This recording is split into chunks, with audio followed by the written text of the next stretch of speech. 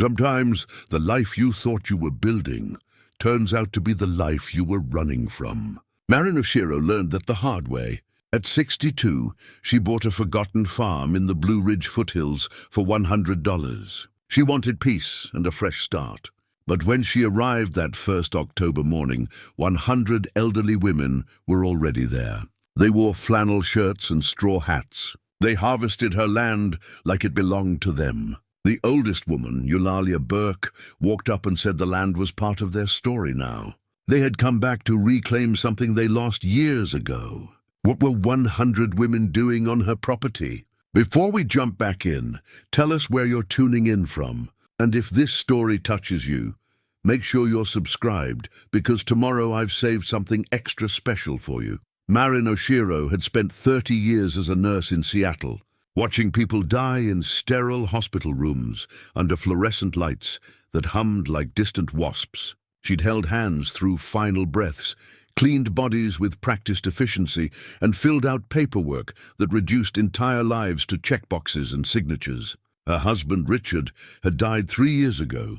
A stroke, sudden and complete, leaving her standing in their kitchen holding a coffee cup that would never be refilled. Their 2 children, Michael and Sophie, had flown in for the funeral, stayed 4 days, then returned to their own lives in Boston and San Francisco. The calls came monthly now, dutiful and brief. She'd kept working after Richard died because she didn't know what else to do. The routines were familiar. Morning shift, afternoon rounds, evening medications. But somewhere in the 3rd year of widowhood, she'd looked up from a patient chart and realized she couldn't remember the last time she'd felt anything except tired. That's when she started searching online for property listings in places she'd never been. Small towns with names that sounded like they belonged in a different century. Ashford, North Carolina appeared on her screen one Tuesday evening in late August. A farm for sale. $100. As is, buyer assumes all risks and encumbrances. The photographs showed a weathered clapboard house, white paint peeling in long strips, a sagging front porch, and beyond it, fields overgrown with golden weeds that caught the sunset like fire. She'd called the number. A woman at the county clerk's office answered. Sounded surprised anyone was interested. That property's been in legal limbo for 15 years, the clerk said. Owner died, no clear heir, estate got tangled up. County's selling it just to clear the books. You want it, it's yours, but don't expect us to guarantee anything about the title. Marin had asked if there were any other bidders. Honey, nobody wants 100 acres of mountain land with a house that's half collapsed and no clear water rights. You put down $100, we'll process the deed. She'd wired the money that night. 2 weeks later, she'd loaded her Subaru with everything she couldn't bear to leave behind. Her mother's jade bracelet, a quilt her grandmother had stitched, photograph albums, her nursing textbooks, though she'd never open them again, 3 boxes of kitchen things, and clothes for all seasons because she had no idea what the weather would be like. She'd given notice at the hospital, donated most of her furniture to Goodwill, and driven south through Oregon and California, across Nevada and Arizona, through Texas and Louisiana and Alabama, taking her time, staying in roadside motels with names like Sleepy Hollow Inn and Mountain View Lodge. The Blue Ridge Mountains appeared gradually, first as a smudge on the horizon, then as rolling green humps, finally as proper peaks with mist caught in their hollows. She'd driven through Ashford on a Thursday afternoon, population 3,200 according to the sign, a main street with a hardware store, a diner, a post office, and a Baptist church with a white steeple. People had stared at her car with its Washington plates, and she'd felt like an intruder even then. The property was 8 miles outside town, up a winding road that turned from asphalt to gravel to dirt. The mailbox leaned at a 45-degree angle, numbers faded to ghosts. She turned onto the long driveway, rutted, overgrown, branches scraping the car's sides, and driven for what felt like a mile before the house came into view. It was worse than the photographs suggested. The porch roof sagged in the middle. 2 windows on the 2nd floor were broken, covered with cardboard that had gone soft with rain. The front door hung crooked on its hinges. But the bones were good, she could see that. Solid stone foundation, thick wooden beams, a brick chimney that rose straight and true. She'd spent her first night sweeping mouse droppings and washing windows by lamplight because the electricity wasn't connected yet. The well pump worked miraculously, delivering cold water that tasted of minerals and stone. She'd made a bed on the living room floor with her sleeping bag, listened to the house settle and creak, heard owls calling from the woods, and felt something she hadn't felt in 3 years. Possibility. The property stretched in all directions. 100 acres of overgrown fields, second-growth forest, and old stone walls that marked boundaries no one remembered. There was a barn, listing heavily to the left, its roof mostly intact. An equipment shed with a rusted tractor inside, and further up the slope, hidden among oak trees, the ruins of what might have been a chapel. 4 stone walls open to the sky. She'd spent the next day exploring, walking the perimeter, finding remnants of old fencing and the remains of garden beds gone wild with weeds. Someone had lived here seriously once. Someone had worked this land with intention. She'd found a cracked mason jar in the kitchen cupboard, filled with buttons, old buttons, the kind with fabric loops on the back. Each one etched with initials she couldn't quite make out. That second night, she'd sat on the porch steps as the sun set, watching the mountains turn purple, then black, and thought about her mother. Hanako Yoshida had died 10 years ago, her mind already half gone to dementia, her final words in Japanese that Marin couldn't understand. She'd been born in California in 1925, lived through the war years in silence, married Marin's father, a white man named James Oshiro, who'd taken his wife's surname as a gesture Marin never fully understood, and raised 2 daughters in a house where the past was never discussed. Marin had tried once to ask about the war, about the camps, about what it had been like to be Japanese in America during those years. Her mother had looked at her with eyes that had gone flat and said, "That time is finished. We don't dig up old gardens." Now Marin wondered what gardens her mother had left unturned. She'd set her alarm for dawn on the 3rd day, her first real morning as a landowner. She'd planned to walk the entire property, maybe start clearing some of the fields, figure out what could be salvaged. She'd made coffee on the camp stove she'd brought, eaten an apple, pulled on her work boots, and stepped outside just as the sun broke over the ridge. That's when she saw them. At first, she thought she was hallucinating. 100 women, maybe more, spread across her fields like they'd grown there overnight. They wore flannel shirts in reds and blues and greens, straw hats and bandanas, work gloves and sturdy boots. Their ages ranged from what looked like early 60s to mid-80s, faces weathered by time and sun, bodies bent but capable. They were harvesting. She could see it clearly now. They moved with practiced efficiency through rows of plants she hadn't noticed before. Goldenrod bundled and tied, pumpkins carried in pairs, heirloom squash with warty green skin. They worked in small groups, talking quietly, occasionally laughing. They had bushel baskets and wooden crates. They had a system. Marin stood on her porch, coffee cup in hand, unable to move. One of the women looked up, saw her and waved. Then she began walking toward the house, a woman in her late 70s, lean and straight-backed, with silver hair pulled into a bun and eyes that crinkled at the corners, even when she wasn't smiling. "Good morning," the woman called out when she was close enough. "You must be Marin. We've been expecting you." Marin set her coffee cup down carefully on the porch railing. "I'm sorry, but who are you? And what are you doing on my property?" The woman stopped at the base of the porch steps, looked up at Marin with something that might have been amusement or might have been sadness. "My name is Eulalia Burke. Most folks call me Lula, and this isn't exactly your property, dear. Not in the way that matters. I have a deed," Marin said, hearing how thin her voice sounded. "I'm sure you do. County probably sold it to you for next to nothing, didn't they?" Eulalia tilted her head. "Let me guess, $100?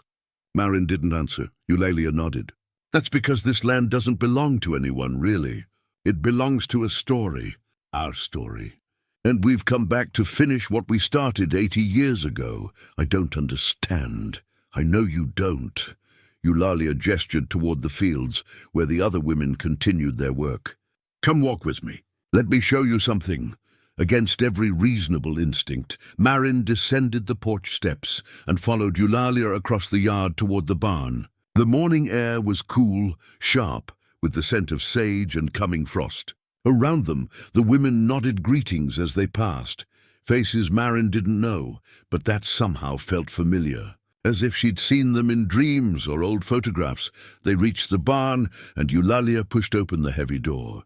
Inside, dust motes swirled in beams of light that fell through gaps in the roof. The space smelled of old hay and motor oil, and something else, something like memory. Eulalia walked to a corner, knelt down with surprising agility, and brushed away a layer of dirt to reveal a piece of linen, folded and aged to the color of weak tea. She unfolded it carefully, revealing a hand-drawn map. "This was made in 1943, Eulalia said. "Before you were born. Before most things you know about the world were true." Marin crouched beside her, studying the map. It showed the property divided into sections, each one labeled in careful script: Healing Garden, Remembrance Grove, the Circle of Stones, and dates beside each one: 1943, 1944, 1945. "What is this?" Marin whispered. Eulalia looked up, met her eyes. This was Stonebridge Women's Cooperative Farm. This was where 100 women came during the war, women who had nowhere else to go. Women who were running from camps, from husbands, from families who'd disowned them. Women who'd been told they were nothing and decided to prove otherwise. 100 women, Marin repeated. 100 women, Eulalia confirmed. "We built a life here. We grew food. We healed each other. We made a sanctuary out of land that nobody wanted. For 2 years, this was home."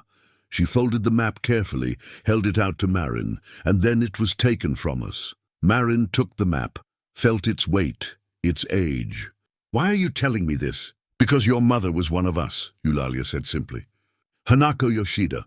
She was here from March to November of 1944. And you, Marin Oshiro, were born on this land." The barn seemed to tilt. Marin sat down hard on a bale of hay, the map still clutched in her hands. "That's not possible," she said. "My mother never mentioned this place. I was born in California." "Your birth certificate says California," Eulalia agreed. "But you took your first breath in the bedroom upstairs, delivered by a midwife named Temperance Wu, who's out there right now picking winter squash." She pointed toward the door. "Your mother left when you were 4 months old. She left to protect you and to protect us. And she never came back."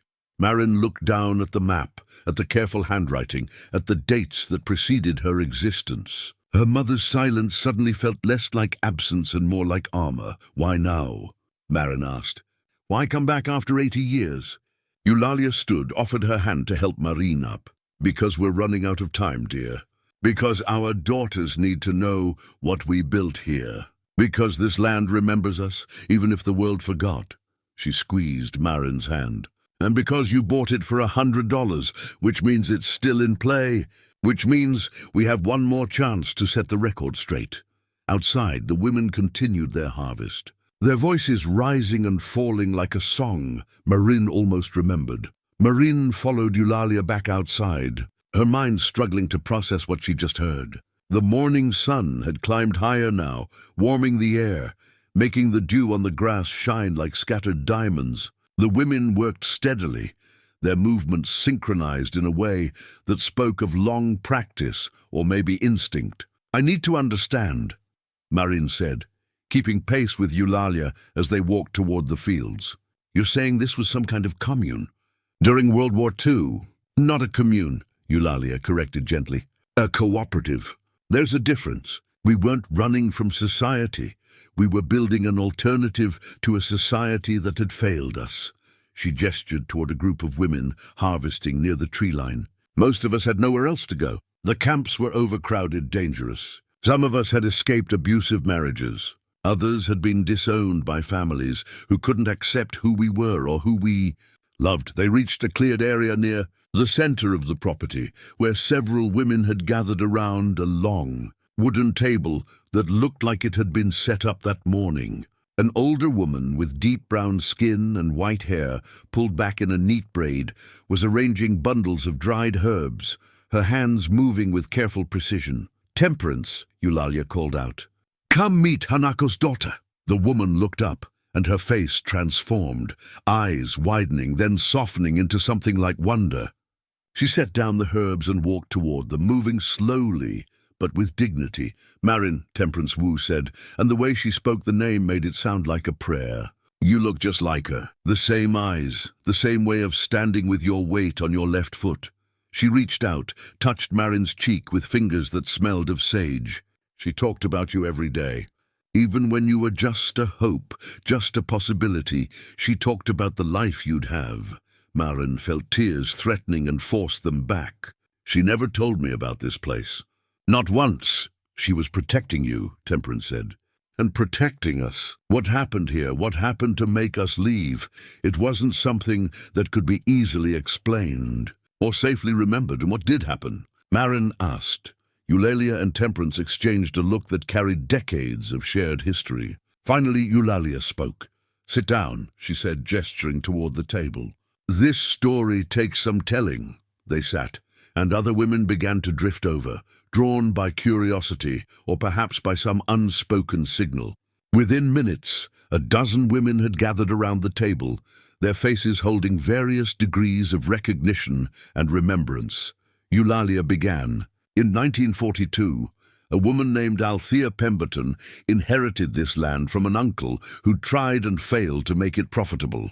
Althea had other ideas. She'd spent time in settlement houses, worked with immigrant communities, understood how women could pool resources and create safety together. She put out word through church networks, women's organizations, and refugee services. If you needed sanctuary, Stonebridge Farm was offering it.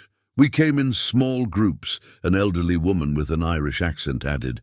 She'd introduced herself as Opal Jennings.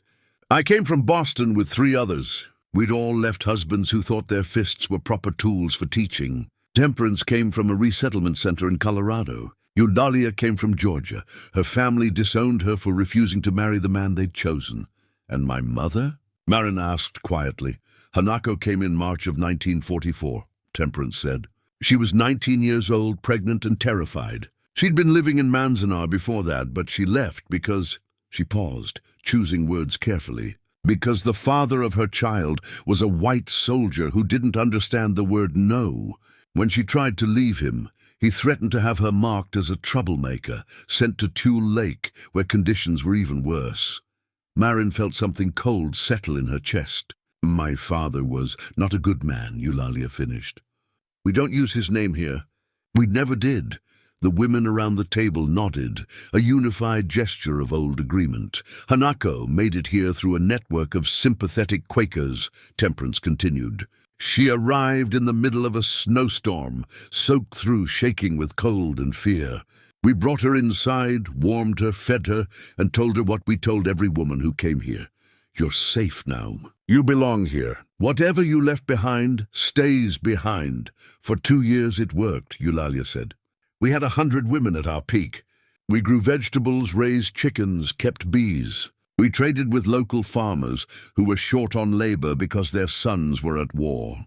We made money selling produce and honey at markets in Ashford and Henderson. We built a school for the children some women brought. We created our own small economy, our own small world.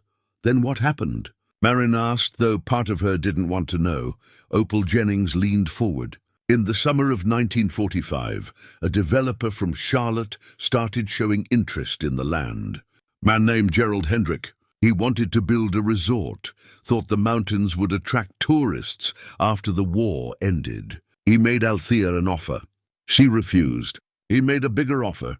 She refused again. Then he started making trouble." "What kind of trouble?" "The legal kind," Eulalia said. "He claimed there were irregularities in Althea's inheritance, that her uncle's will had been improperly executed. He got the county involved, started legal proceedings. We tried to fight it, but we didn't have money for lawyers, and most of us couldn't risk drawing attention. We were refugees, runaways, women without papers or proper documentation. The system wasn't built to protect people like us." Temperance's voice grew quieter. "Then in September of 1945, something happened that changed everything. Gerald Hendrick's son came to the farm. He was looking for Hanako, Marin's hands gripped the edge of the table. He was your biological father, Temperance confirmed. His name was Robert Hendrick. He'd tracked Hanako somehow, found out about Stonebridge. He showed up drunk, angry, demanding to see his child. Demanding to take both of you with him. We refused, Eulalia said flatly. We stood between him and Hanako, all of us. A wall of women telling him to leave. He didn't leave, Opal added. He got violent, tried to force his way into the house. Althea stepped in front of him with a fire poker, just trying to scare him off. Make him understand we were serious. The women fell silent, and in that silence, Marin understood. Someone died, she said. Robert Hendrick died, Eulalia confirmed. He lunged at Althea, she swung the poker, and he fell. Hit his head on the stone steps. By the time we realized how bad it was, he was gone. Marin felt the world tilt slightly. You killed him. We defended ourselves, Temperance said firmly. And then we made a choice. We could report it, face a legal system that wouldn't believe us, wouldn't protect us, would probably see us all arrested or deported or sent back to the very situations we'd escaped. Or we could bury him in the woods and hope his father never found out. We chose survival, Eulalia said. We chose each other. But Gerald Hendrick suspected, Opal continued. He knew his son had been coming here. When Robert disappeared, Gerald turned his legal attack into a crusade. He had the sheriff search the property multiple times, never found anything, but the damage was done. We were under constant surveillance, constant threat. By December of 1945, we had to disband. The land was seized for unpaid taxes, taxes we'd actually paid. But the receipts mysteriously disappeared from county records. We scattered, Eulalia said. Back to the places we'd fled from, or to new cities where we could disappear. We lost touch with each other. We carried the secret for 80 years. Your mother left in November, Temperance said, looking at Marin with infinite gentleness. Before the worst of it happened. She took you to California, created a new identity, married a good man who gave you his name and asked no questions about the past. She saved you from all of this. Marin sat very still, absorbing the weight of what she'd learned. Her entire history had just been rewritten. Her mother's silence wasn't shame, it was protection. Her birth wasn't a simple fact, it was the center of a tragedy that had destroyed a community. Why are you here now? She asked. Why come back? Eulalia smiled, though it didn't quite reach her eyes. Because 5 years ago I started looking for the others. I wanted to know what happened to the women of Stonebridge. I wanted us to remember together what we'd built before it was taken away. I found 40 of the original 100 still alive. We found 30 daughters who'd never heard the full story. We decided, we're old now, time is short. We decided to come back, to harvest one more season on this land, to honor what we built and what we lost, and to reclaim what was stolen, Opal added. But I own this land, Marin said weakly. You own a piece of paper, Eulalia said gently. We own the memory. We own the story. And we're asking you, give us 1 week. Let us harvest this season. Let us tell you everything. Then decide what you want to do. Marin looked around at the faces watching her, women who'd survived things she couldn't imagine, who'd built something beautiful from nothing, who'd carried impossible secrets across lifetimes. 1 week, she heard herself say. Then we figure out what comes next. The women nodded, satisfied, and returned to their work. Eulalia squeezed Marin's shoulder and walked away, leaving her sitting alone at the table with the morning sun warming her back and her mother's hidden history spreading out before her like a map to a country she'd never known existed. Marin spent the rest of that first day watching. She told herself she was observing, trying to understand what these women wanted, but truthfully she was stalling. The revelation about her mother, about her own birth, about the violence that had ended this community.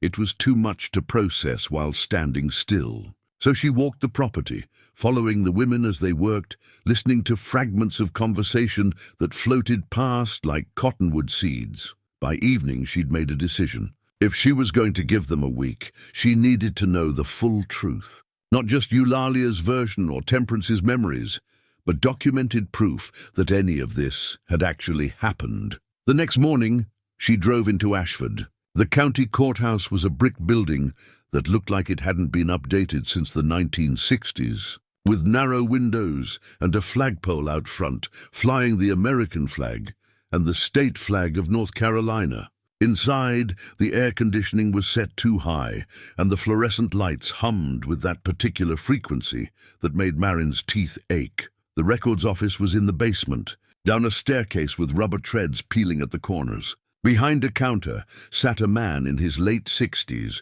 reading glasses perched on his nose, working through a stack of documents with the slow precision of someone who'd been doing the same job for decades. "Help you?" he asked, looking up. "I hope so. My name is Marin Oshiro. I just purchased property outside town, the old Pemberton place, up on Ridge Road. I'm trying to find historical records about the property, going back to the 1940s. The man's eyebrows rose slightly. "You bought that place? For $100? "Yes," he whistled low. "Well, you got yourself a piece of history, that's for sure. Though I'm not sure it's the kind of history most folks would want." He stood, joints creaking audibly, and gestured for her to follow him into a back room lined with filing cabinets and storage boxes. "Name's Vernon Hayes. My grandmother used to talk about that property. Called it the Women's Farm, said it was a strange place during the war years." "Strange how?" Vernon pulled open a drawer, began flipping through folders. "According to my grandmother, there was a whole community of women living up there. No men, just women and children. Folks in town didn't know what to make of it. Some thought they were running some kind of religious cult. Others figured they were refugees from the camps out west. My grandmother said they were just women who needed somewhere to be, and that farm gave it to them." He pulled out a folder, set it on a nearby table. "Here we go. Property records for what was designated as Stonebridge Women's Cooperative Farm, established March 1943. He opened the folder carefully, revealing yellow documents in various states of decay. Looks like it was registered as a non-profit agricultural cooperative. Owner of record was Althea Pemberton, but there are co-signers. Looks like about 30 women filed as founding members. Marin leaned over the documents, reading names she didn't recognize, seeing signatures in faded ink. And then, near the bottom of the third page, she saw it. Hanako Yoshida, arrived March 1944, her mother's handwriting. Younger, less certain than the script Marin remembered, but unmistakably hers. "Can I get copies of these?" Marin asked, her voice not quite steady. "Sure thing." "There's more, too." Vernon pulled out another folder. "Newspaper clippings, mostly from the Ashford Gazette. Let's see. Here's one from April 1943. Women's Cooperative opens on Ridge Road. And another from June 1944. Local farm provides vegetables for town market. They were doing pretty well, it seems, until..." He paused, reading. "Until late 1945. That's when things get murky." "What happened?" Vernon pulled out a clipping dated November 1945. "Property seized for tax delinquency. But here's the thing. There are receipts here showing the taxes were paid. Paid in full, actually, through 1946. Yet somehow the county claimed they were in arrears and auctioned the property. Who bought it? Developer out of Charlotte. Hendrick Development Company." Vernon flipped through more papers. "Looks like Gerald Hendrick purchased it for a song, then did nothing with it. Just let it sit. The house fell into disrepair. The fields went wild. When Hendrick died in 1978, the property ended up in legal limbo. His heirs fought over it for decades. None of them wanted to pay the back taxes, and eventually the county took possession again." Marin felt pieces clicking into place. "Gerald Hendrick. Did he have a son named Robert?" Vernon's expression changed, became more guarded. "He did. Robert Hendrick went missing in September 1945. Big search at the time, but they never found him. Some folks thought he'd run off to avoid the draft. War was over, but there was still processing happening. Others figured he'd met with foul play. His daddy spent years looking for him, offered rewards, hired private investigators. Never found a trace. And he suspected the women at Stonebridge? I couldn't say for certain, but..." Vernon lowered his voice, glanced toward the door even though they were alone. "My grandmother said Gerald Hendrick was convinced those women knew something. He had the sheriff search the property 3 or 4 times, tore the place apart looking for evidence. Never found anything that stuck, but the attention destroyed the cooperative. Women started leaving. By January 1946, the place was empty. Marin stared at the documents spread before her. Here was the proof, not just of her mother's presence, but of an entire community that had existed and been erased. And at the center of it all, a missing man and a secret that had scattered 100 women to the wind. "Can I get copies of all of this?" she asked. "It'll take me about an hour to scan everything. You want to wait or come back?" "I'll wait." Vernon nodded and got to work. Marin sat in a plastic chair near the door, watching him feed documents through an old scanner, and thought about her mother.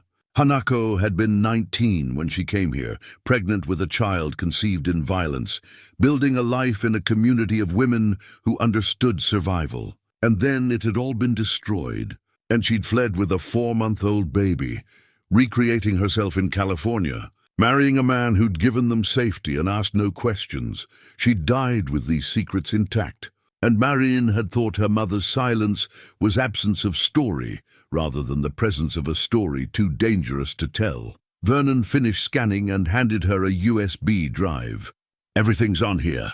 History of the property, the cooperative's registration documents, news clippings, tax records, showing the fraud. If you're planning to do anything with that land, you might want to talk to a lawyer. There could be grounds for some kind of historical claim, maybe even reparations." "Thank you," Marin said, taking the drive. "You've been incredibly helpful." "One more thing," Vernon said as she turned to leave. "My grandmother always said those women didn't do anything wrong. She said they were the bravest people she'd ever known, and what happened to them was a crime no court would ever prosecute. She was a link in a chain of women who had survived, who had protected each other, who had built sanctuaries in the ruins of what the world had tried to take from them." On the 5th morning, Marin was in the barn organizing tools when she heard a vehicle coming up the long driveway. She walked outside to see a white truck with Hendrick Development Company printed on the door, pulling to a stop near the house. A man in his 40s climbed out, carrying a clipboard and wearing a company polo shirt. He looked around at the women working in the fields, his expression shifting from confusion to something that might have been annoyance. "Can I help you?" Marin called out, walking toward him. "I'm looking for the property owner." "This is the old Pemberton place, right?" "It is. I'm Marin Oshiro. I owned the property." The man's eyebrows rose. "You bought this place?" "When? 3 weeks ago." "Why?" He glanced at his clipboard. "My name is Todd Brenner. I'm a surveyor with Hendrick Development. We've been contracted to assess this property for potential development. There's some question about boundary lines and mineral rights." Marin felt her stomach tighten. "I wasn't informed of any disputes when I purchased the land. That's between you and whoever sold it to you." Todd pulled out a folded map, spread it on the hood of his truck. "According to our records, Hendrick Development has held mineral rights to this property since 1946. We're looking at possibly exercising those rights, which would require access for surveying and eventually for extraction operations." "What kind of extraction?" "Preliminary geological studies suggest possible gravel deposits, maybe some rare earth elements. The company is considering opening a small quarry operation on the western section." He pointed to an area on the map that included where the women were currently harvesting. "You can't do that," Marin said, trying to keep her voice level. "This land is being actively used." "For what?" "From what I can see, it's mostly overgrown." He gestured toward the fields where the women worked. "Are these people squatting here?" "These women have a historical connection to this property. Historical connection doesn't mean anything legally," Todd interrupted. "Look, I'm just here to do preliminary measurements. I'll be back next week with a full team to establish survey markers. You might want to talk to a lawyer if you have concerns about the mineral rights. But I'd bet you signed something when you bought the place that acknowledged existing claims." He climbed back in his truck, made a 3-point turn, and drove away, leaving Marin standing in a cloud of dust with dread settling in her chest. Eulalia had approached during the conversation, had heard enough to understand the situation. "This is how it starts," she said quietly. "This is exactly how it happened before. By noon, the entire community knew about the surveyor's visit. The women gathered in the barn, sitting on hay bales and overturned crates, their faces grave. "Gerald Hendrick's company," Opal said, shaking her head. "After all these years, they're still trying to take this land. It's probably his grandson running things now," Winifred added. "The original Gerald died in the 70s, but the company survived. They've developed half of Charlotte, built shopping centers and office parks all over the region." Marin stood at the front of the gathered women, feeling the weight of their collective fear and anger. "I need to understand the legal situation. I'm going to find a lawyer, see what rights I actually have versus what the development company can claim. But in the meantime," she paused, making a decision in the moment, "in the meantime, we document everything. The cooperative's history, your individual stories, the fraud that happened in 1945. We build a case, not just for legal ownership, but for historical preservation. That could take months," Temperance said. "Most of us don't have months. We came here for one harvest season to honor what we built. If this turns into a prolonged legal battle, then we fight it anyway," Eulalia interrupted. She stood, moving to stand beside Marin. "Some of us won't live to see the end of this. I understand that, but maybe our daughters will. Maybe our granddaughters will know that we didn't run away twice, that this time, when they tried to take our land, we stood our ground." There was murmuring among the women, some agreeing, some uncertain, all of them aware that time was precious and battles were exhausting. A younger woman in her 40s, who Marin had learned was Cordelia's daughter, raised her hand. "I'm a paralegal in Raleigh. I can help with documentation, and I know some lawyers who handle historical property claims. Let me make some calls." Others began volunteering their skills and connections. Someone had a nephew who was a journalist. Someone else had worked in county government and understood how to navigate bureaucratic systems. What had been a gathering of elderly women mourning the past was transforming into something else, a collective determination to reclaim not just the land, but their own history. That afternoon, while some women continued the harvest, others began the work of documentation. Marin set up her laptop in the farmhouse kitchen, and women took turns sitting at the table, telling their stories into a recording device. Each testimony was different, but the patterns were consistent. Violence fled from, systems that failed to protect, Stonebridge's sanctuary, the forced dispersal, and decades of silence. As the sun lowered, Marin walked down to the southern fence line, where she'd been told there was something she needed to see. She found Temperance and several other women standing near an old oak tree, its trunk wide as a car, its branches spreading like a cathedral ceiling. "This is where we buried our tokens," Temperance said. Each woman who came to Stonebridge received one, a small carved piece of wood with a symbol representing her particular strength. "When we left in 1945, those of us who had time buried ours here, a promise that we'd come back someday. Have you dug them up?" "Not yet. We wanted to wait until you were here, until you understood what this meant." Temperance handed Marin a shovel. "Your mother's is down there too. We buried it after she left, kept it safe for her." They began to dig carefully, working in shifts as the light faded. About 2 feet down, they found the first one, a smooth river stone with a carved symbol Marin didn't recognize. Then another and another. Each woman who found her own token held it with reverence, tracing the carved lines with fingers that remembered younger versions of themselves. Near the bottom of the cache, Marin found a piece of cedar, weathered but intact, carved with intertwined vines. On the back, barely visible, were initials, H.Y. Healer and Mother, Temperance said softly. "That was Hanako's symbol. The vines represent how healing and nurturing are inseparable, how they grow together, support each other." Marin held the token, felt its weight, imagined her mother's hands holding this same piece of wood 80 years ago. She thought about the letter she'd found, about her mother's fierce determination to give her daughter a better life, about the cost of that choice. "I want to fight for this place," Marin said, still looking at the token, "not because I own it, but because it matters. Because what happened here shouldn't be forgotten or paved over." Eulalia placed a hand on her shoulder. "Then we fight together, They gathered all the tokens, 37 in total, representing the women who'd had time to bury them before fleeing, and brought them back to the farmhouse. That evening, they arranged them in a circle on the kitchen table, each one catching the lamplight, each one carrying a story of survival, and in the center of the circle, Marin placed her mother's token, bringing Hanako home at last. The lawyer arrived on the 6th day. Her name was Patricia Ramos, a woman in her 50s who specialized in historical property claims and indigenous land rights. She'd driven up from Asheville after receiving the call from Cordelia's daughter, bringing with her a leather briefcase and a reputation for taking on cases other lawyers considered unwinnable. They met in the farmhouse living room. Marin, Eulalia, Temperance, Opal, and Patricia, with documents spread across every available surface.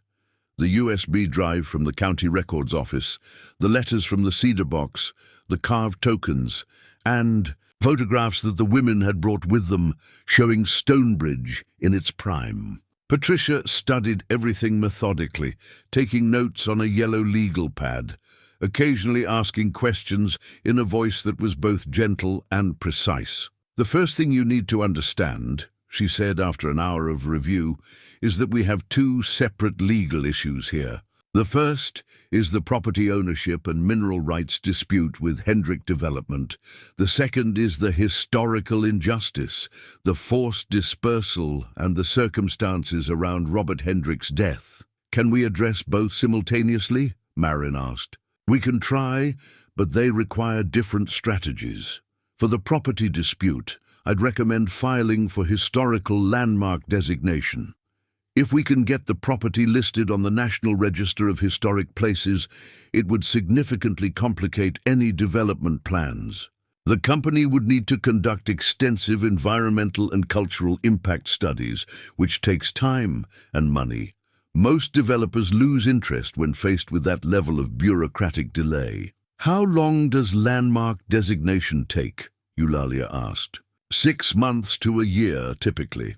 But we can file for emergency temporary protection while the application is being reviewed, especially if we can demonstrate that immediate development would destroy historically significant structures or sites. Temperance leaned forward. "What about the other matter, the death?" Patricia set down her pen, her expression serious. "That's more complicated. Legally, there's no statute of limitations on homicide. However, given the circumstances, self-defense, the passage of time, the lack of physical evidence, and the ages of everyone involved, I seriously doubt any district attorney would pursue charges. The political optics alone would be terrible. Prosecuting elderly women for defending themselves against a violent assault 80 years ago, no prosecutor wants that story. But it could come out," Opal said. "During the landmark application process, during any kind of public hearing.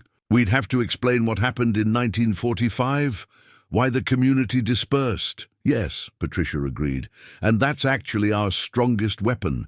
The story itself, a community of refugee women building a sanctuary, defending themselves against violence, then being systematically destroyed by a powerful developer seeking revenge. It's compelling. It contextualizes everything. The fraud, the seizure, the mineral rights claim that conveniently appeared after Robert Hendrick's death.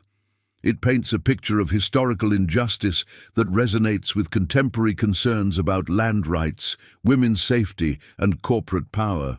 Marin absorbed this, understanding that what Patricia was suggesting was essentially weaponizing the truth, making their story so publicly sympathetic that any attempt to develop the land would be seen as a continuation of the original injustice. "What do we need to do?" she asked. "Document everything. I need written testimonies from every woman who lived here, every daughter who knows the story. I need photographs, letters, any physical evidence of the cooperative's existence. I need the financial records showing the paid taxes, the fraudulent seizure. And I need you, Marin, to be willing to tell your personal story, about your mother, about your birth here, about discovering this history. Personal narrative is powerful in these cases. I can do that." "Good. I'll start drafting the landmark application today." We'll submit it by the end of next week. In the meantime, expect pushback from Hendrick Development. They're going to send more surveyors, possibly accompanied by law enforcement claiming they have right of access. You need to be prepared to stand your ground legally while not giving them any excuse to claim trespassing or interference. After Patricia left, the women gathered in the yard. The afternoon sun cast long shadows across the fields, and the air carried the first real hint of winter, sharp and clean, promising frost. "We need to make this place visible," Eulalia said. "Not just to lawyers and historians, but to everyone.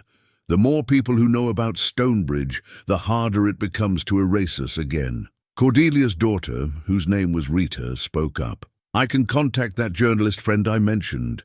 See if he'd be interested in covering the story. And we should use social media, document what's happening here, share the history. My generation knows how to make things go viral." Over the next 2 days, Stonebridge transformed. While some women continued the harvest, others worked on restoration, cleaning the barn, repairing the chapel ruins, marking the medicinal garden with small signs identifying each plant and its traditional use. Rita set up a simple website with photographs and testimonies. She filmed short video clips of the women talking about their memories, their skills, their reasons for coming to Stonebridge originally. Marin found herself becoming the reluctant center of the narrative. Rita interviewed her about discovering the property, finding the letters, learning her mother's history. She talked about Hanako's silence, about growing up Japanese-American without understanding the weight her mother had carried, about the moment she'd read that letter and understood that her entire existence was rooted in violence, survival, and a community's fierce protection of one of their own. The journalist came on the 8th day, a man in his 30s named Marcus Webb, who worked for a regional newspaper but freelanced for larger outlets. He spent 6 hours at the property, interviewing women, photographing the land, recording the ambient sounds of harvest work and communal meals. He was respectful, asked good questions, and seemed genuinely moved by what he was hearing. "This is bigger than a property dispute," he told Marin as he was preparing to leave. "This is about how we remember women's history, about what happens to communities that exist outside traditional power structures. I think I can place this with a national outlet. Are you comfortable with that level of attention?" Marin looked around at the women working the fields, at the farmhouse with smoke rising from its chimney, at the land that had held her mother's story for 8 decades. "Yes," she said. "Let people see what happened here. Let them decide if it's worth protecting."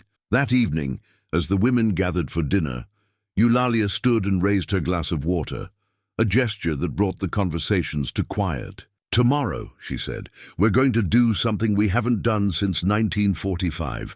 We're going to hold a harvest festival. We're going to invite the people of Ashford, anyone who wants to come, and we're going to show them what Stonebridge was and what it could be again. We're going to make our presence impossible to ignore."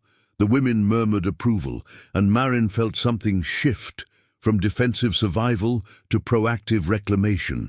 They weren't just protecting history anymore, they were writing its next chapter. Later that night, unable to sleep, Marin walked the property alone. She climbed to the chapel ruins and stood among the stone walls under a moon that was nearly full.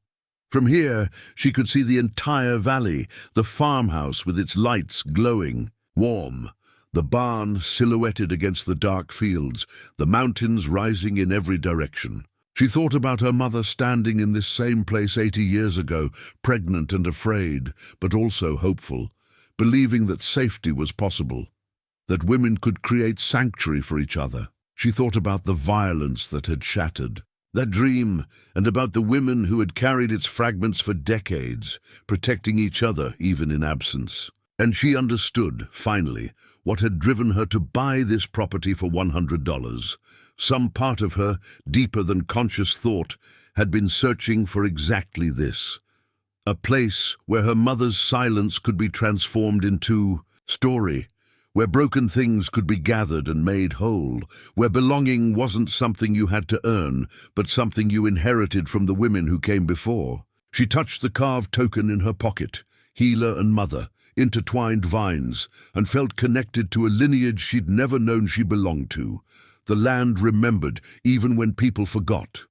And now it was time to make sure that memory became permanent, written into public record and collective understanding, protected not just by law, but by the weight of truth finally spoken aloud. The morning of the 9th day, Marin woke to find Eulalia's bed empty. The older woman had been sleeping in the farmhouse, sharing a room with Temperance, but both beds were made, and the room was quiet. She found Temperance in the kitchen, worry creasing her face. She went up to the chapel ruins before dawn, said she needed to think. Marin pulled on her jacket and walked up the slope as the sun was just beginning to break over the ridge. The air was cold enough that her breath made small clouds, and frost crunched under her boots. When she reached the ruins, she found Eulalia sitting on a fallen stone, wrapped in a thick shawl. "Staring out at the valley? You scared Temperance," Marin said, sitting down beside her. "I'm sorry. I needed to be here." This was Althea's favorite spot. Eulalia's voice was tired, in a way Marin hadn't heard before. "She used to say that from here you could see all the way to the future." They sat in silence for a moment, watching the sun paint the mountains gold. "There's something more I need to tell you," Eulalia said finally. "About your mother. About why she left. About what really happened that night Robert Hendrik died." Marin's stomach tightened. "I thought you already told me everything. I told you what happened, but not all of why. Not the full truth." Eulalia turned to look at her directly. "Your mother didn't just leave to protect you. She left because she believed she was responsible for Robert's death. But you said Althea. Althea swung the fire poker, yes. But she was defending Hanako, who had just stabbed Robert with a kitchen knife." Eulalia's words fell heavy between them. "Robert came here in September of 1944, 3 months after you were born. He was drunk, violent, demanding his child. When we refused, he forced his way into the house. Your mother was upstairs with you. She heard the commotion, came down with you in her arms, and Robert went after her. Tried to grab you right out of her arms." Marin felt the world tilting. "What did she do?" "She gave you to me, told me to run. Then she picked up a knife from the kitchen counter. We'd been preparing dinner, and when Robert came at her again, she struck out. Got him in the side, not deep, but enough to make him stumble back. That's when Althea hit him with the poker. He fell, hit his head on the stone steps, and that's what killed him. But Hanako blamed herself. She said if she hadn't stabbed him first, Althea wouldn't have had to act. So my mother defended herself and her child," Eulalia said firmly. "Just like all of us defended each other. But Hanako was 19, still carrying trauma from what Robert had done to her, and she convinced herself that she'd brought violence to Stonebridge, that her presence endangered everyone." Marin tried to process this, tried to reconcile the quiet woman she'd known as her mother with someone capable of stabbing a man. But even as she struggled with it, she understood. Her mother had done what any mother would do, protected her child. "Where did you bury him?" Marin asked. Eulalia pointed northeast, toward a section of woods Marin hadn't explored yet. "There's a ravine about half a mile that way. Deep, rocky. We carried him there that night, all of us together, and buried him under stones. Covered it with leaves and branches. Gerald Hendrick's investigators searched these woods 12 times, and never found him. Does anyone else know the exact location? Temperance and I are the only ones left who were there that night. Althea died in 1987. The 4 others who helped carry him are all gone too." Eulalia's voice dropped lower. "That's why I needed to tell you now. When Temperance and I are gone, the location dies with us. And with this development company surveying the land, they might find him," Marin finished. "Yes, and if they do, if they identify the remains as Robert Hendrik, then everything comes out. Not the way we'd tell it, not with context and care, but as a crime scene. A murder investigation. It wouldn't matter that we were defending ourselves. It wouldn't matter that we had no legal protection, no recourse, no safety. We'd be remembered as killers who covered up a crime." Marin stood, paced among the ruins, her mind racing. "We have to tell Patricia. We have to include this in our narrative before it gets discovered and weaponized against us. I know. That's why I came up here, to decide if I was ready to risk everything, to put not just my own freedom, but Temperance's on the line, to potentially destroy the sympathy we've been building.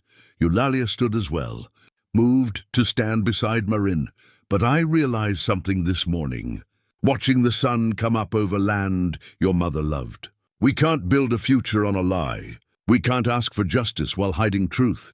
If we want this place to be a sanctuary again, it has to be built on honesty, not more buried secrets. What if they prosecute you? Then they prosecute me. I'm 82 years old. I've lived a full life, and I'd rather spend whatever time I have left telling the truth than protecting a lie. She took Marin's hands. But you need to understand what this means for you. You're Hanako's daughter. If this becomes public knowledge, people will know your mother stabbed a man. They'll know you were born from rape, that violence is woven into your origin story.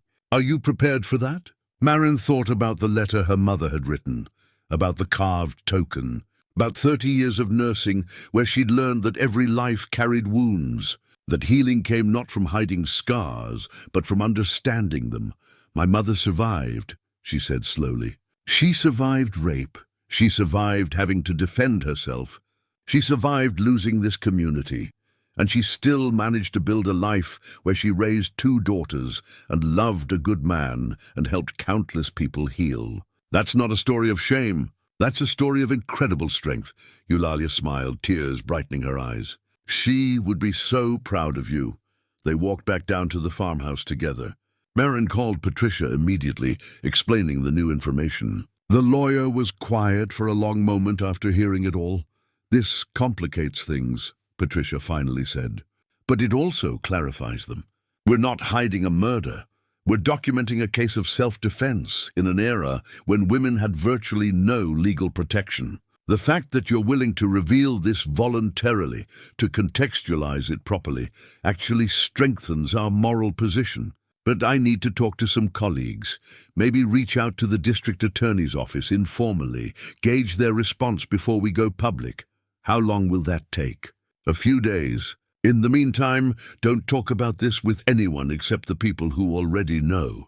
And start preparing yourselves. Once this is out, there's no taking it back. That afternoon, Marin, Eulalia, and Temperance walked to the ravine. It took them 40 minutes to navigate the rough terrain, pushing through underbrush and climbing over fallen logs. When they reached the spot, it looked like nothing, just a rocky depression filled with decades of leaf litter and small saplings that had taken root. We piled stones on top, Temperance said quietly, then covered it all with forest debris. By the time spring came and everything greened up, you couldn't tell anything had happened here. Marin looked at the unremarkable ground that held such a significant secret. She thought about her biological father, a man she'd never known, whose violence had set all of this in motion. She tried to feel something, anger, grief, even curiosity, but there was nothing. He was a ghost who'd never been real to her, and the women standing beside her were more present, more true, than any genetic connection could ever be. We should mark it, she said. Not obviously, but in a way we'll remember. If the development company starts digging randomly, if they bring in ground-penetrating radar or whatever they use, we need to be able to direct the investigation here on our terms, not wait for them to stumble across it. Eulalia nodded. Smart. We tell the story before the story tells itself. They found a distinctive rock formation nearby, 3 stones that formed a natural triangle, and Temperance carved a small, subtle mark on the largest one, nothing that would draw attention, but enough that they could find the spot again if needed. As they walked back toward the farmhouse, Marin felt the weight of what they were about to do. They were choosing truth over safety, testimony over silence. It was terrifying and necessary in equal measure. That evening she gathered the women and explained what would be revealed in the coming days. She told them about her mother's role, about the burial, about the decision to come forward with the complete story. Some women wept. Some nodded with grim understanding. One of the younger daughters stood and said, "My grandmother always told me that the bravest thing a woman can do is tell her own story in her own words." This is that moment, and Marin understood that they were about to test whether the world had changed enough to hear a story of women's survival without reducing it to scandal, to honor their truth without demanding they apologize for staying alive. Marin spent the 8th night staring at the ceiling of her childhood bedroom, though she'd never known it was her childhood bedroom until a week ago. Sleep felt impossible. Every time she closed her eyes, she saw her mother's face, heard her voice saying things like, "That time is finished, and we don't dig up old gardens." Now she understood those weren't dismissals. They were shields. She rose before dawn and walked the property in the dark, her flashlight beam cutting narrow paths through the mist. She found herself at the medicinal garden, kneeling where her mother had knelt, touching plants that might be descendants of the ones Hanako had tended. The lemon balm released its sharp scent. The yarrow stood tall despite the coming frost. They had survived 80 years of neglect. They had reseeded themselves, claimed this ground, refused to disappear. When the sun finally rose, she found Temperance, already awake, making coffee in the farmhouse kitchen. "Couldn't sleep either?" the older woman asked. "I keep thinking about what happens next, about standing in front of strangers and explaining that my mother stabbed a man, that I was born 4 months after a rape, that this entire place exists because women had nowhere else to run." Temperance poured 2 cups, handed one to Marin. "Let me tell you something about your mother. The night Robert Hendrick came here, when he was demanding to see you, demanding to take you, she didn't hesitate. She handed you to Eulalia, and she turned to face him with nothing but a kitchen knife and absolute certainty that he would not touch you again. I've delivered 43 babies in my life, Marin. I've seen a lot of mothers, but I've never seen anyone love as fiercely as Hanako loved you in that moment. She never talked about it, about any of it, because she was protecting you from carrying what she carried. She wanted you to grow up without that weight."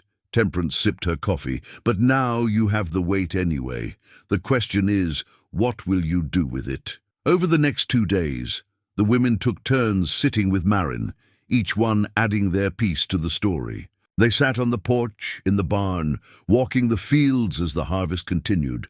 Their voices wove together like the vines on her mother's token, separate stories growing around the same truth. Opal Jennings spoke in her Irish lilt about the night it happened. "We didn't want to kill anyone. God knows we didn't. We wanted to live. We wanted Hanako to live, and you to live, and all of us to keep building what we'd started here. Sometimes those things collide, wanting to live, and someone else insisting you shouldn't. We chose life. We chose each other." Cordelia Fletcher, her hands still stained from dyeing wool, said, "The law didn't protect us. Men like Robert Hendrick knew that. They knew women like us, refugees, runaways, women without proper papers or family connections. We were invisible to the law unless we did something wrong. We became our own law that night, our own justice, and I'd do it again." The younger generation struggled with it differently.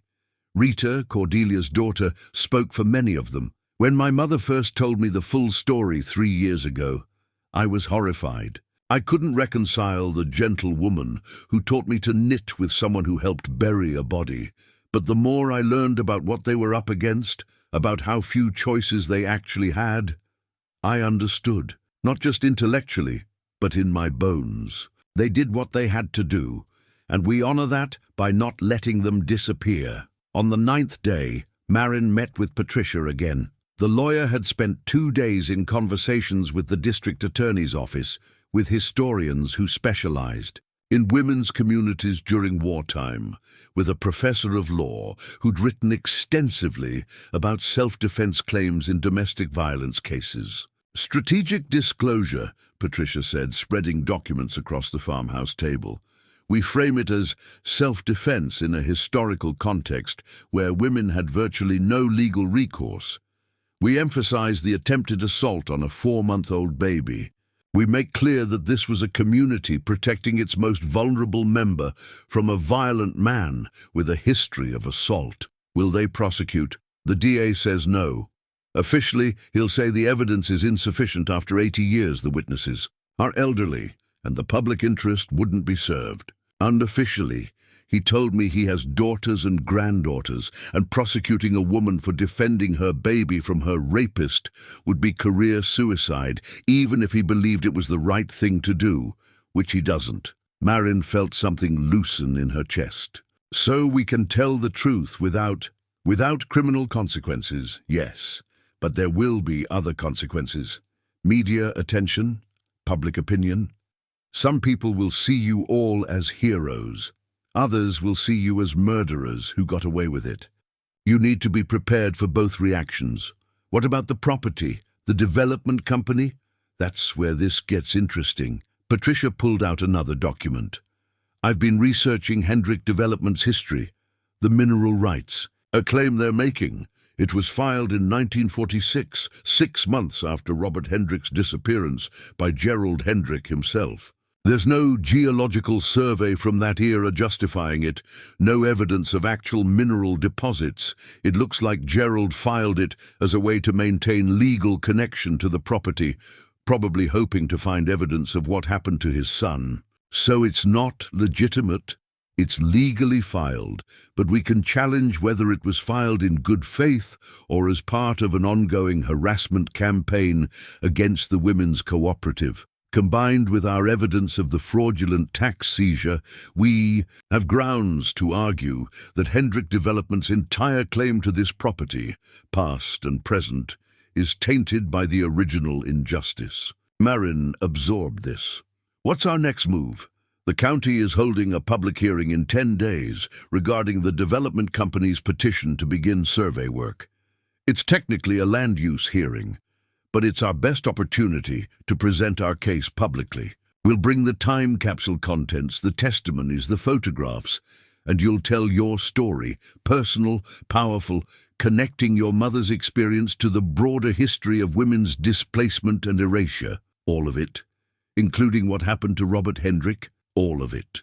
We control the narrative by telling it first, by telling it with context and humanity. Once it's out there in our words, no one else can weaponize it against you. That night, Marin sat down to write her statement. She filled page after page, crossing out, starting over, trying to find words that would hold the complexity of what had happened without reducing it to scandal or oversimplifying it into martyrdom. She wrote about her mother's hands, always busy, knitting, cooking, tending to patients at the hospital where she'd worked as a nursing assistant. She wrote about the silence she'd mistaken for absence when it was really presence. Her mother, choosing every day to carry the weight alone so Marin wouldn't have to. She wrote about discovering this land, about 100 women arriving like a visitation, about learning that home isn't always the place you remember, but sometimes the place you never knew you came from. And she wrote about violence, not as an abstract concept, but as a specific man on a specific night making a specific choice to harm, and women making the opposite choice to protect. She wrote about the price of survival and the cost of silence and the value of truth, even when truth is complicated and uncomfortable and doesn't fit neatly into categories of right and wrong. The morning of the 10th day, Eulalia found Marin on the porch, her statement finally finished, watching the sunrise. "Ready?" the older woman asked. "No, but I'll do it anyway. That's all courage ever is, doing the terrifying thing because it needs doing." Eulalia sat beside her, pulled something from her pocket. The compass rose medallion, gold, catching the early light, the inscription visible, "True north is truth." "Althea wore this," Eulalia said. "She gave it to me before she died, told me to pass it to whoever led us home. I think she knew somehow that we'd come back, that we'd find our way here again." She held it out to Marin. "Your mother wanted you to have choices she didn't. Tomorrow, you choose for all of us. You speak for all of us. Will you accept this?" Marin took the medallion, felt its weight settle around her neck. "I'm not just speaking for you. I'm speaking for my mother, for every woman who was silenced because the truth she carried was too dangerous to tell." "Yes," Eulalia said simply. "Yes, you are." That evening, they held a final gathering at the property's heart, the cleared space where the tokens had been buried. Each woman brought a candle. As darkness fell, they stood in a circle, flames flickering in the November wind. One by one they spoke names, women who had lived at Stonebridge and died before this reunion, women who'd been lost to time, whose fates they'd never learned, women who couldn't return because the weight of memory was too heavy to carry back to this place. And they spoke Hanako's name, honored her courage, her silence, her fierce protection of a daughter she'd raised to be free of the past, even as she carried it alone. Marin felt the medallion warm against her skin, felt her mother's carved token. In her pocket, felt the weight of 80 years of silence transforming into speech. "Tomorrow," she said when it was her turn to speak, "we tell them everything. We tell them what was built here, what was destroyed, what we're trying to reclaim. And we ask them to choose. Do they want to be part of continued erasure? Or do they want to be part of setting things right?" The women murmured agreement, and the candles burned on into the night. The next morning, they prepared like warriors going to battle. The eldest women dressed in clothes that echoed the 1940s photographs. Simple dresses, practical shoes, hair pulled back the way they'd worn it as young women building a farm from scratch. They carried the time capsule contents in a wooden box Temperance had restored. They brought photograph albums, letters, the hand-drawn map, the carved tokens arranged in a velvet-lined case. Marin rode with Eulalia, Temperance, and Opal in the lead car of their caravan, a procession of vehicles carrying 100 women and their daughters, winding down from the mountain toward Ashford. "Tell it simple," Eulalia said as they drove. "Tell it true. Tell it with love. What if they don't believe us?" Marin asked. "They will," Temperance said from the back seat. "Because we're not asking them to approve of what we did. We're asking them to understand it. There's a difference. And because," Opal added, "you're going to show them what silence cost, what erasure cost, what it means when women's stories are buried instead of honored." As they crested the last hill and Ashford came into view, Marin touched the compass rose medallion, felt its inscription like a prayer. True north is truth. They were about to speak a truth that had been buried for 80 years, and whatever happened next, at least it would be out in the light where it belonged. The county courthouse was a stone building from the 1920s, with wide steps and tall windows that had witnessed decades of disputes over property lines, water rights, and the countless small conflicts that defined rural life. Today, those windows reflected back the image of 100 women arriving like a delegation from another time. People on the street stopped to stare. A few pulled out phones to take photographs. The women paid no attention. They walked with purpose, with dignity, filling the courthouse steps in a wave of silver hair and determined faces. Inside, the hearing room was already packed. Development company representatives in expensive suits clustered at one table. Local reporters occupied the front row. Townspeople filled the remaining seats, some curious, some already taking sides based on rumors they'd heard. The women entered and filled 3 rows near the front. Their collective presence was undeniable, a visual representation of history refusing to stay buried. Judge Constance Merrill entered at precisely 2 p.m. She was a woman in her late 60s, grey hair cut short, reading glasses on a chain around her neck, wearing judicial robes that somehow made her look both authoritative and approachable. She surveyed the crowded room with shrewd eyes that missed nothing. "This hearing," she began, "concerns a petition by Hendrick Development Company to establish survey rights on property located at 1247 Ridge Road, formerly known as the Pemberton property. Mr. Brenner, you may present your case." The development company's lawyer stood, a man in his 40s, with perfect teeth and a suit that probably cost more than Marin's car. He spread maps and documents across the table with practiced efficiency. "Your Honor, Hendrick Development holds legitimate mineral rights to the property in question, filed in 1946 and never challenged.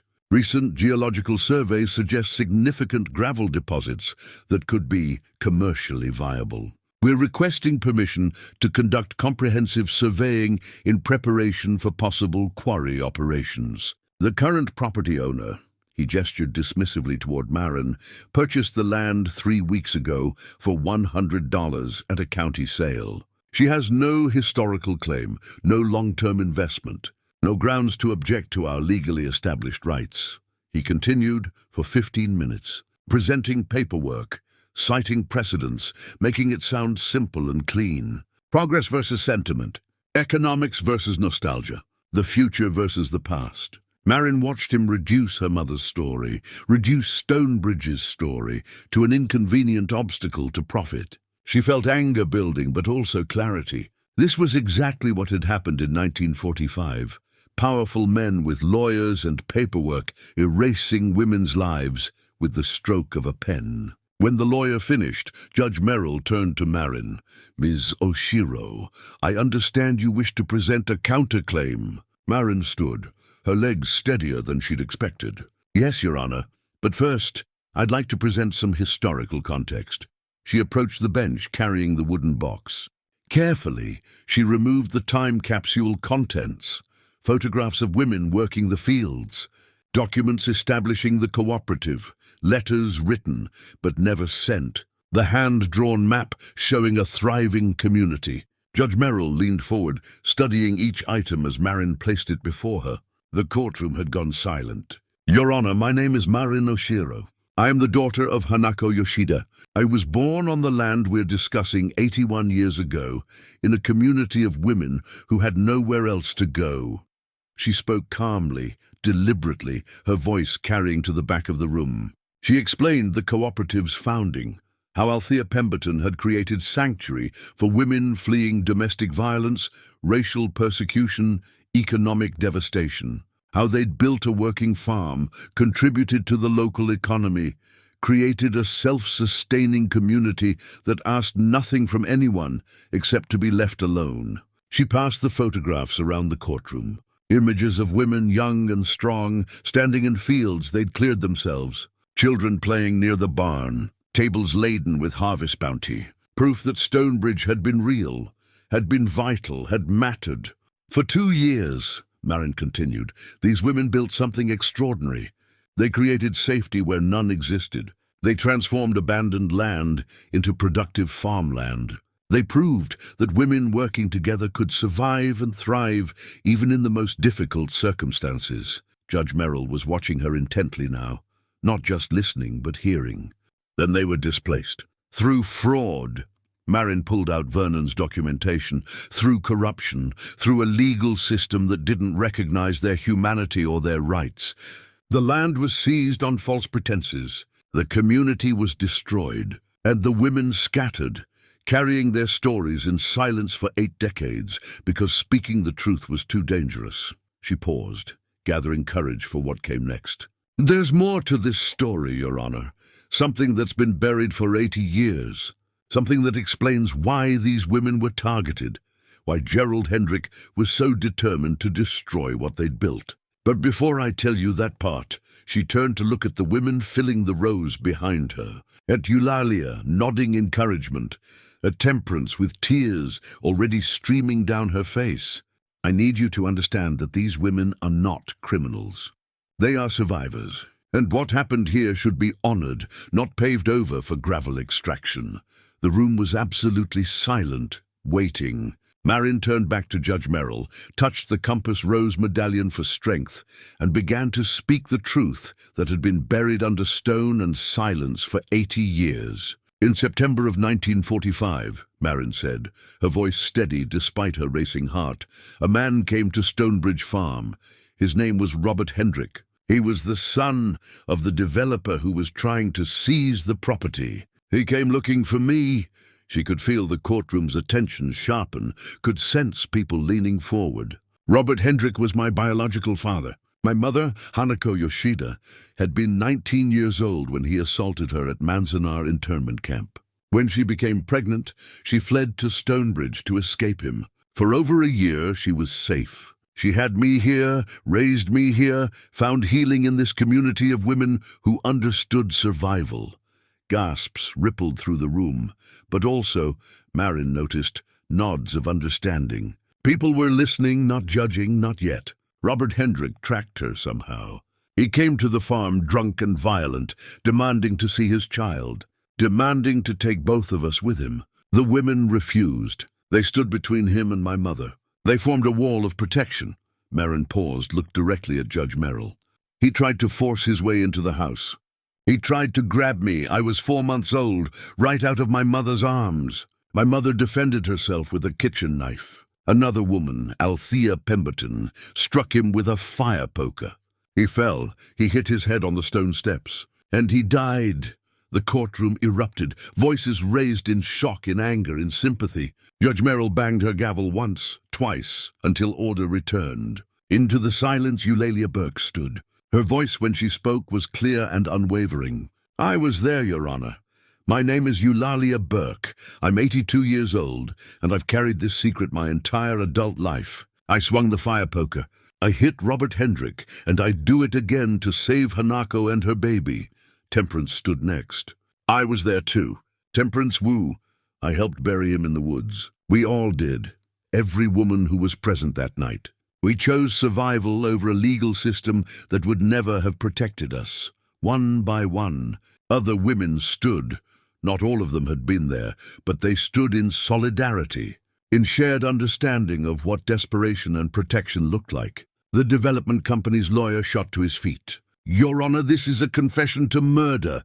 I demand that criminal proceedings be—" Judge Merrill held up one hand, silencing him. Her face was serious, thoughtful, but not unsympathetic. "Mr. Brenner, this hearing is about land use. But I'm hearing something much bigger, a historical injustice that this county participated in, that destroyed a thriving community of women who had no legal recourse, no protection, no voice." She turned to Marin. "What are you asking for, Ms. Oshiro?" Marin took a breath. "I'm asking you to halt the development. I'm asking you to recognize this land's historical significance and allow it to become a heritage site and gathering place. These women aren't criminals, Your Honor.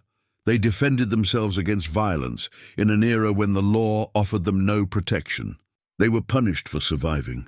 And I'm asking, we're all asking, that this time survival be honored instead of criminalized. That this land be preserved as a testament to what women built here, what they lost, and what they're trying to reclaim." "She's describing murder, Your Honor," the lawyer interjected. "The circumstances don't change the fact that—" "The circumstances," Judge Merrill interrupted coldly, "change everything. A woman defending her infant child from a violent assault by her rapist? That's not murder, Mr. Brenner. That's self-defense in its purest form." She looked out at the crowded courtroom, at the women standing in silent witness, at the historical documents spread across her bench. "I'm going to take 30 days to review all materials presented here today. I'll consult with historians, with legal experts in historical property claims, and with the district attorney regarding the incident from 1945. But I want to be clear," she looked directly at Eulalia and Temperance, "I will be recommending that the DA review this matter with appropriate historical context. I don't believe pursuing charges against elderly women for defending themselves and an infant from a violent assault 80 years ago serves justice. In fact, I believe it would be a profound miscarriage of justice." The courtroom erupted again, this time with applause from some sections, angry murmurs from others. The development company representatives huddled together, their expressions darkening. Judge Merrill banged her gavel. "This hearing is adjourned. I'll issue my decision within 30 days. Outside the courthouse, media swarmed immediately. Cameras and microphones pushed forward. Questions flew from all directions. The women stood together on the courthouse steps, Marin at the center, Eulalia and Temperance on either side. The Compass Rose Medallion caught the afternoon light. A reporter pushed to the front. "Ms. Oshiro, do you think what your mother and these women did was right?" Marin looked at the camera, at the reporter, at the town of Ashford spread out behind them. She thought about her mother's fierce love, about the carved token in her pocket, about 100 women who'd chosen each other over everything else. "I think they did what women have always done, survived in a world that wasn't built for them. I think they protected each other when no one else would. And I think it's time we honored that instead of punished it. That's all." She turned and walked down the courthouse steps, the women following. A river of silver hair and unbroken spirits flowing back toward their cars, toward the mountain, toward the land that remembered them even when the world had tried to forget. 30 days felt both endless and impossibly brief. The women continued their work at Stonebridge, completing the harvest, restoring buildings, preparing the land for winter. Marcus Webb's article appeared in a national magazine, complete with photographs that captured both the beauty of the land and the fierce dignity of the women who'd reclaimed it. The response was overwhelming. Letters of support, small donations, emails from historians wanting to document the cooperative's full history. Patricia kept them updated on the legal maneuvering happening behind the scenes. The district attorney made it official. No charges would be filed. Given the circumstances of self-defense, the passage of time, the ages of all involved, and the historical context of women's lack of legal protection in that era, prosecution would not serve the interests of justice. Hendrick Development tried to push back, hired new lawyers, threatened countersuits, but the tide of public opinion had turned decisively against them. A company trying to destroy a historical site where women had built sanctuary and defended themselves from violence. The optics were impossible. On a cold morning in early November, 3 weeks after the hearing, Judge Merrill's decision arrived by courier. Marin read it aloud to the assembled women. Development petition denied. Property designated as historically significant pending full review for National Register inclusion. Mineral rights claim invalidated due to evidence of fraudulent filing in service of harassment and revenge. Property ownership affirmed to Marin Oshiro with stipulation that it be held in trust for historical preservation and educational purposes. They stood in silence for a moment, absorbing the weight of victory. Then Eulalia started laughing, deep, genuine laughter that held 80 years of grief and anger and relief. Others joined in, and soon the entire gathering was laughing and crying, holding each other, letting out breath they'd been holding for decades. But the celebration was bittersweet. The eldest women knew this would likely be their last gathering at Stonebridge. Time was running out, and they wanted to leave something permanent behind. They planned a closing ceremony for the following week. The women would plant an orchard, a living monument to every woman who'd lived at Stonebridge, each tree dedicated to a specific person, a specific story. The day of the planting was clear and cold, the Blue Ridge Mountains standing sharp against a brilliant blue sky. The women worked in groups, digging holes, positioning saplings, carefully filling in soil and watering the roots. Apple, pear, cherry, peach. And in the place of honor, overlooking the valley where the old farmhouse stood, they planted a Japanese maple for Hanako.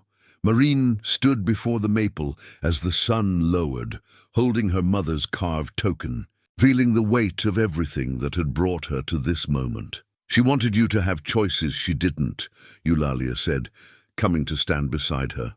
She wanted you to live free of the past, and you have. But you also chose to come back, to honor where you came from. That would make her proud. I hope so. I know so. Eulalia's voice was tired but content. You gave us something precious, Marin. You gave us witness. You didn't let us disappear.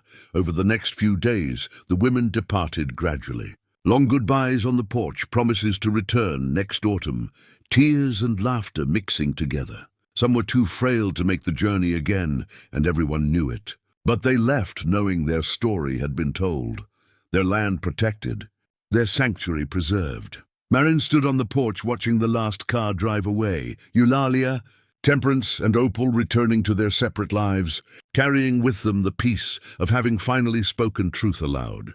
The farm felt empty without them, but it didn't feel abandoned. It felt full of presence, of memory made solid. She held 3 things: her mother's carved token, the compass rose medallion, and a photograph of young Hanako standing in the medicinal garden. Her face turned toward the camera with something like hope in her eyes. I came here looking for peace, Marin said to the empty porch. To the mountains, to her mother's memory. I found something better.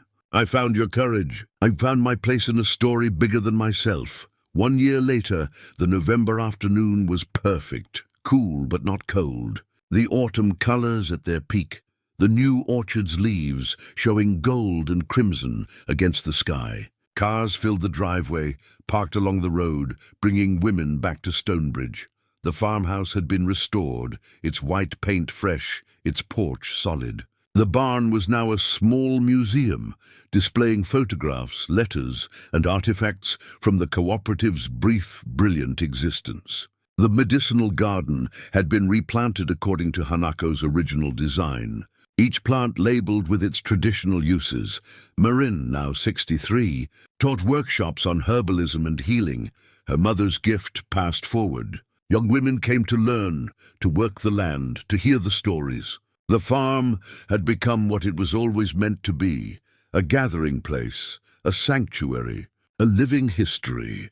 20 of the original women returned for the autumn gathering, along with 50 daughters and granddaughters. Eulalia came, diminished by age but spirit intact. They stood in a circle where the tokens had been buried, now marked with a simple stone monument inscribed with all the names they could recover of women who'd lived at Stonebridge. A young woman, perhaps 20, approached Marin during the gathering. How did they survive?" she asked. How did they keep going after everything was taken from them?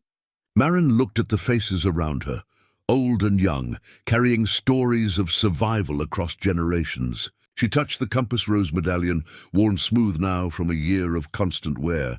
They had each other, she said, and they believed their story mattered, even if no one was listening yet.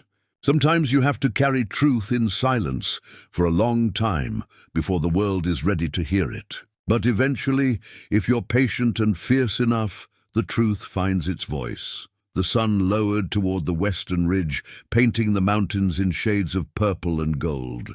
The new sign at the property entrance, hand-carved and painted, caught the last light. Stonebridge Women's Heritage Farm, founded 1943. Reclaimed 2025. Marin walked toward the farmhouse, home at last. Behind her, the voices of women rose in conversation and laughter. Before her, the path led through the orchard, where her mother's maple stood strong, its leaves brilliant red in the autumn sun. The land remembered. The women remembered. And now, finally, the world would remember too.